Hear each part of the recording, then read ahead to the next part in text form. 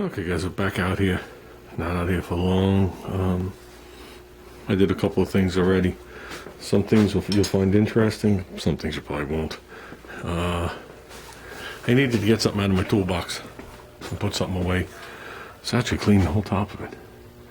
Filled up half my garbage pail. You know, I found Playboy magazines in there from 1994. Okay. What did we do today? Well, we slid the car over a little bit. We're going to talk about this in a second. Hopefully you find that interesting. What did we do? I moved it over, waxed the blue, and put the roof rack eliminator kit on. Ooh, how's that? This one went on better. There was only one I had to modify on this one. That side there was a couple, because it's like 3 layers of metal. It depends how the factory drilled it. But yeah, looking good. Looking good. But you see them on this dust. When you wipe it, the dust comes off whatever you're wiping it with. And, you know, it's almost like cleaning off a buffer wheel. It just sprays all over. So we got the blue waxed. I got the window frames waxed. We still got to clean in there. So nice and smooth. So they're on. That's good. One step further. Like I said, not much happening. We still have, I'm still running around. I went and looked at a couple of houses yesterday. Not for me, for rental. And I gotta go inside and I gotta take a couple of tests for work. So that's gonna take about 2.5 hours. That's why the day's gonna be short. I came out here late, but this is what I found interesting. I did some research on these. And thanks for the comments on how they look. Now they're all covered with handprints. We couldn't come up with what we wanted to do. Now, the easiest way out is just put them on the car and deal with it at a later date. But then you're talking about prying moldings back off. Okay. Taking them off, polishing them, risking whatever. We're constantly polishing them and damaging the paint on the car. That's what's likely to happen because the polish is gritting it. So you're gonna miss doing it. And you're gonna be whacking the paint and you're gonna see it and whatever. So I looked into it to see what the situation was with this stuff. And thanks for the definition of pot metal. I know it's still could have many combinations of metal in it, but basically it's almost, it sounds like iron free. So it sounded like, so they could just, they don't need like a foundry to make the pieces. It's all done at a lower temperature. They could just do it. It's called pot metal, white metal. It's called a lot of things. I know I have phonographs and graphophones, if anybody knows what that is, and the arms are made of pot metal. A lot of this stuff is made of pot metal. Okay, this is what I found. I did some research. And the stuff should be here tomorrow, if I'm not mistaken. It's either here tomorrow or here Friday. Today's Wednesday. I found stuff that you put on polished metal. Pot metal, stainless steel, aluminum, brass, copper, and I don't remember what else, but polished metal. That means it's polished. That means it's smooth, that there's no cross hatches, there's nothing on it. There's nothing to grip it to. And it's a chemical that you put on there and it's supposed to be crystal clear. Now, how much of a shine it holds back, I'm not 100% sure. I don't know if it's more gloss or a tad bit satin, but either or. It's a chemical that you either brush on or dip it in, depending on the size of the item. And you let it cure. And when you let it cure, it makes a barrier. Okay, it's not wet, it's not tacky. I read what it takes to take it back off, but I forgot already. I looked at this is days ago. So it's used for, you could put it on your jewelry, ornamental jewelry, brass, like door knockers, and all stuff like that. All metals that tarnish.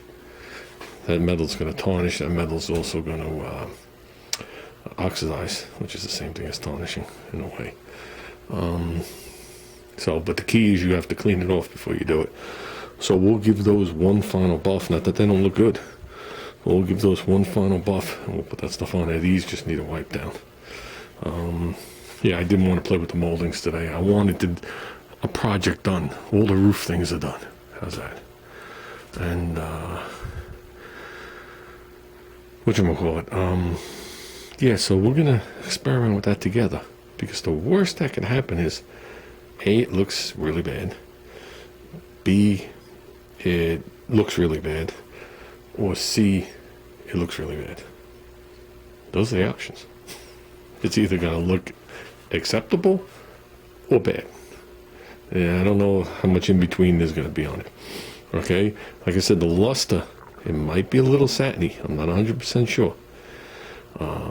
But either or, this doesn't match the other piece that doesn't match the top. One is polished stainless, one was originally chrome, and the other ones were aluminum. So they're three different sheens anyway.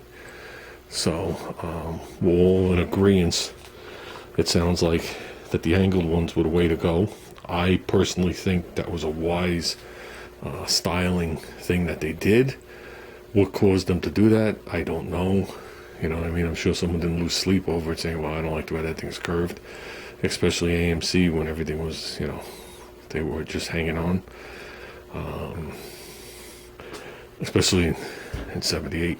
78, they were competing against the Volare, which came pretty inside, you know, it wasn't too bad. They were competing against the Nova.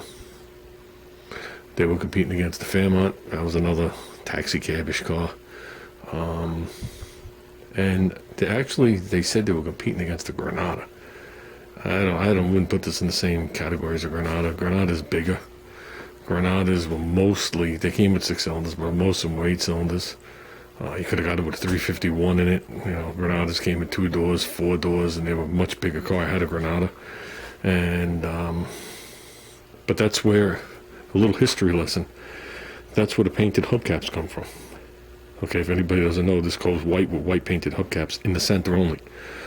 The Granada had painted hubcaps in the center only. They stole that from Mercedes of the day. AMC matched it to the car. Granada just used white. So AMC took it a step further, like I think Mercedes did, if I'm not mistaken. But that's the deal. So somewhere in my attic or somewhere packed away, I got 4 mint white painted hubcaps. But getting off track, and I don't want to do too much talking. So that's pretty much it for today. I needed to take care of a couple of things before this. I needed to take care of some things after this, which is much more important than the car. Tomorrow night is a late night at work, so that pushes me to Friday. So we haven't gotten much done the last couple of weeks for reasons. They're all what they are. But we're going to continue to move the car over. We're going to throw the 2 door handles on. We're going to pop off that back molding. I'm going to set myself up nicely here, and I'm going to work on getting those things out the best I can. I want to practice on this thing, but I want to, I know I watched what people use. They use very small body hammers, very tiny for it. You know what I mean? They go behind it and they just tap. I'm going to do the best I can. How's that sound? They're not massive, but we got to get that done. That's another thing we got to check off regardless. I mean, there's still tape all over the back of this car. I mean, this molding is still, there's still tape here. This molding is still sitting with, can't even get to a tape around it. We got to get all that off. So, okay guys. I mean, when we come out here, we're going to move those couple items and just move the car over to work. So, I'm obviously the roof rails. You see, I'm putting those off because I really don't want to do them. But I have to do them, so I'll do them when the mood is right. And obviously this is for the back window. We got something on here that looks like wax. So, okay guys. That's it. Sorry I didn't give you more content, but that's all I got. Talk to you later.